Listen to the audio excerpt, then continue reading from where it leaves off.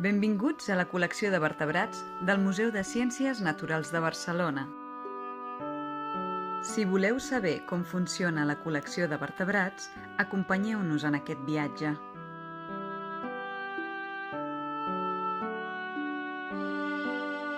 L'ingrés d'espècimens a la col·lecció és un procés que requereix la prèvia adquisició o recol·lecció, l'assignació d'un número de registre d'entrada, la preparació de l'espècimen i el seu emmagatzematge dins els espais de la col·lecció. Tot el procés ha d'estar ben documentat.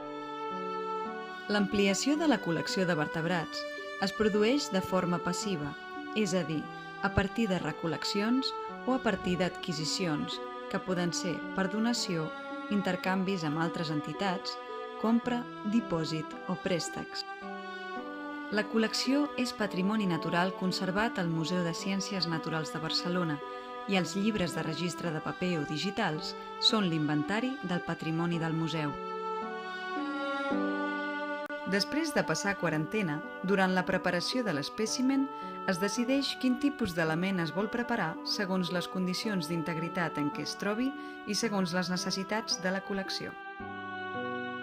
Per finalitzar el procés, portem els espècimens als magatzems on es preservaran sota condicions controlades.